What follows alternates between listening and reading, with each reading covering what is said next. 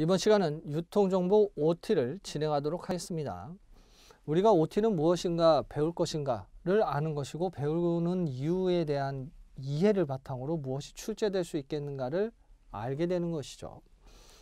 기본적으로 유통이 도대체 무엇인가, 나는 무엇을 배우는가, 무엇이 필요한가, 기본적인 이해는 무엇이 필요하고 어떤 용어, 어떤 개념이 쓰이는가가 유통물류 일반관리죠. 그리고 내가 소비자들에게 무언가 판매를 하는데 잘 될까? 안 될까? 어디에서 팔지? 이런 분석적인 요인이 상권 분석이죠. 그리고 생산자가 내가 만들어서 물건을 팔던 시대에서 소비자가 원하는 것을 생산해야지만이 팔리는 시대가 됐죠. 그래서 소비자가 무엇을 원하는가, 그리고 소비자가 원하는 시기에 경쟁자보다 빠르게라는 시간이 중요한 정보화 사회가 도래가 됐죠. 그러다 보니까 생산자가 또는 원부자재 공급업자도 중간 상인도 모두 다 포커스는 소비자예요. 소비자들이 모여있는 것이 마켓이잖아요. 그럼 시장 지향적인 활동이라는 의미로 마케팅의 개념이 되기 때문에 당연히 3과목에서 배우시게 되는 거예요. 원활한 업무가 수행되기 위해서 정보와 시간이 중요하다는 것을 알고 있기 때문에 활용하는 것은 정보 기술이 되겠죠. 그렇기 때문에 4과목에서 배우는 것이 바로 이 내용이 되는 거예요. 그러면 4과목 우리가 유통정보다라고 하게 되면 가장 첫 번째 해야 되는 게 뭐예요? 우리가 어떤 계획을 세운다라는 것은 목표가 있기 때문이죠. 이것을 배운다라고 했을 땐 왜 배우는지에 대한 개념이 필요한 거예요. 모든 과목의 개념이라는 것이 서두에 나오는 이유이기도 하죠. 그래서 정보란 도대체 무엇인가, 정보에 대한 이해, 그리고 정보가 가지고 있는 특성, 이런 것들이 시험 문제 나오고, 그리고 자료와 비교하죠. 자료는 그냥 그 자체예요. 그것을 가공 처리하면 정보가 되는 거예요. 그래서 자료와 정보를 비교하고, 정보가 축적이 되고 체계화되고 일반화되고 이렇게 객관화된다면 지식이 되죠. 그래서 이 세 개를 비교하거나 이 둘을 비교하거나 등등 시험 문제가 나왔어요.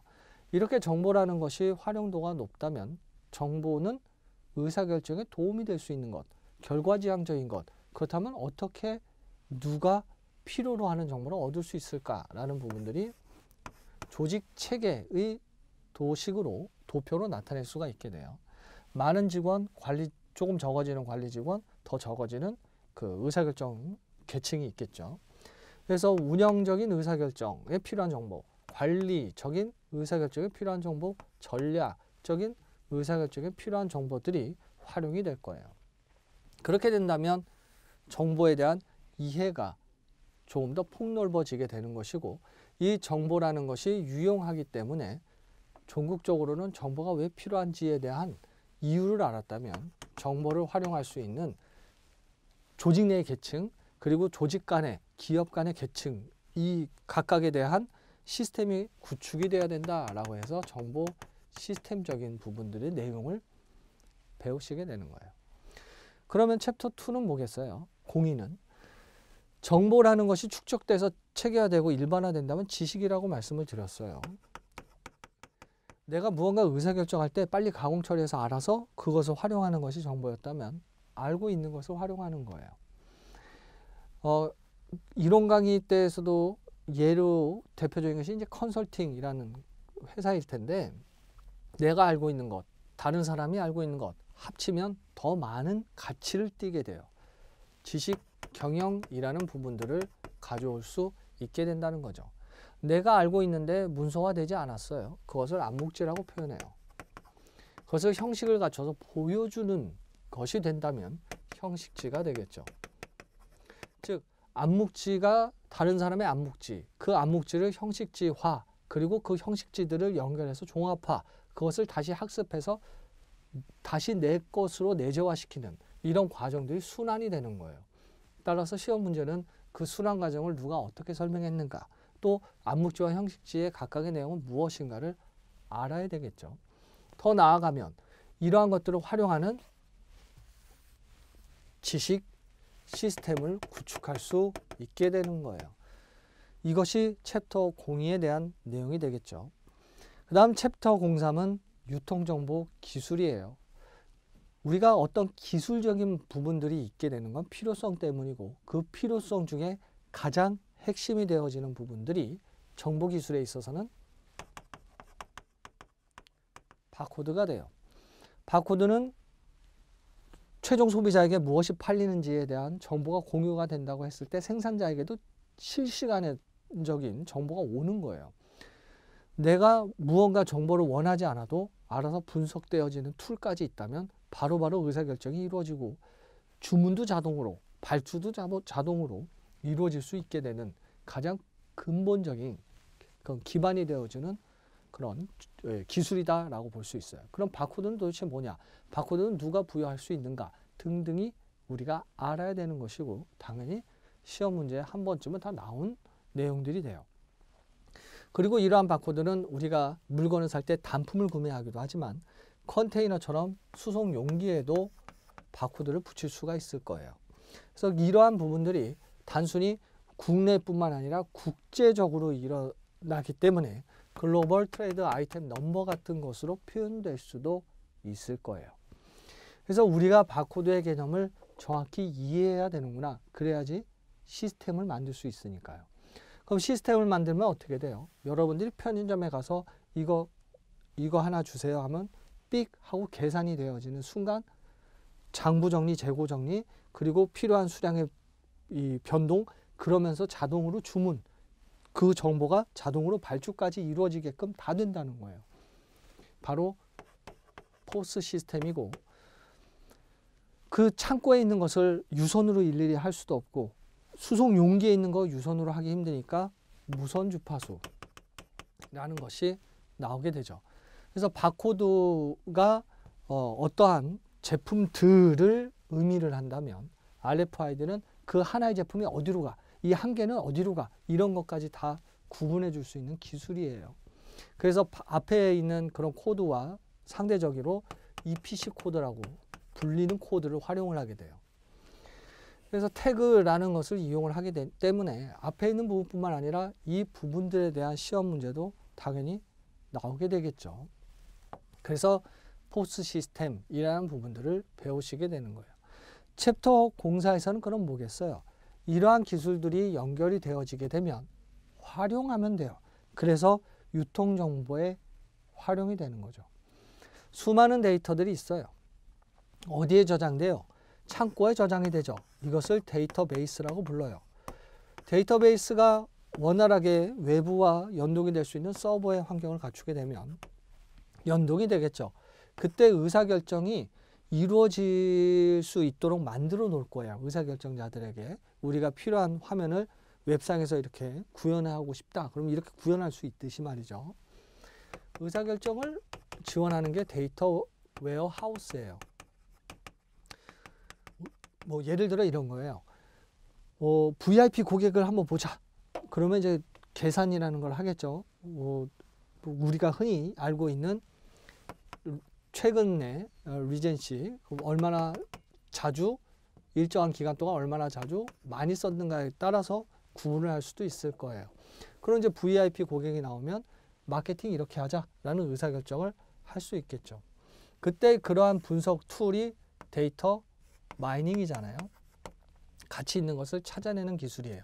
이것도 알아야 되고 이것도 알아야 되고 그리고 내가 무언가 뭐 예를 들어 조직 계층 내에서 내가 보고자 하는 메뉴만 그리고 의사결정자가 내가 자주 사용하는 메뉴들만 묶어놓는 건 데이터 마트라고 부르죠. 그래서 이 부분도 다 알고 계셔야 돼요. 이렇게 함으로 인해서 정보를 또 지식을 활용할 수 있게 되는 것이고 지식 시스템까지 이제 연결이 돼서 활용을 할 수 있게 되는 것이고 종국적으로는 우리가 시장지향적인 마케팅의 활동이기 때문에 지속적인 고객 관계라는 것이 중요해요. 그래서 고객 충성도와 관련된 프로그램을 배우시게 돼요. 이 충성도라는 것은 로열티 레더라는 충성도 사다리를 근간으로 하죠. 그래서 구매 용의자, 단회, 그리고 반복, 단골, 그러니까 주기성을 안 띄고 주기성을 띄는 그리고 충성 고객으로 이루어지는 이 사다리에 각각에 맞는 마케팅 활동을 할 수 있다는 거예요. 이렇게 함으로써 충성도가 생성될 수 있도록 유도할 수 있게 되겠죠.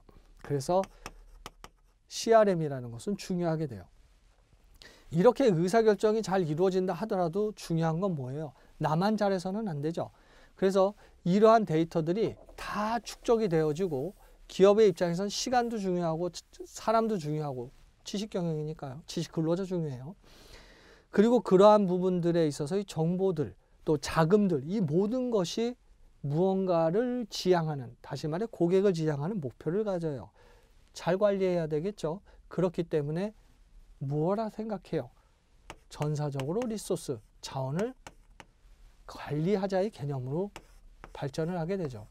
즉 컴퓨터가 기술이 많이 발전되지 않았을 때 창구에서 고객들과 빈번한 데서 빨리 했다가 보고를 프린터로 했던 도트 프린터로 했던 부분들을 지금은 이제 보고 시스템으로 그것이 관리 시스템으로 그리고 전략 시스템으로 발전을 하고 묶여서 ERP가 되면 고객에게 빨리 줘야 된다며요. 그러면은 원부자재 그리고 중간 상인 소비자로 이어지는 이 흐름을 이렇게 이어야 되는 것이 서플라이 체인이에요.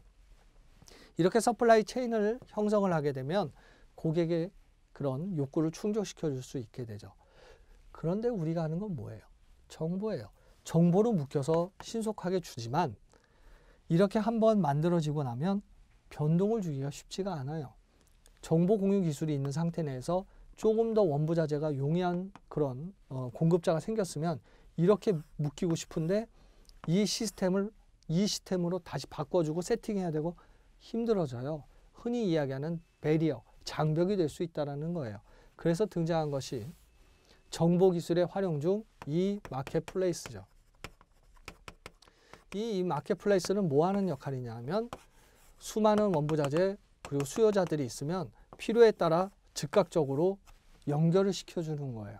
그렇게 된다면 원부자재 그때그때 내가 원하는 바에 따라서 서플라인이 형성이 될 수가 있게 되는 이 SCM을 도래시키게 되는 거죠.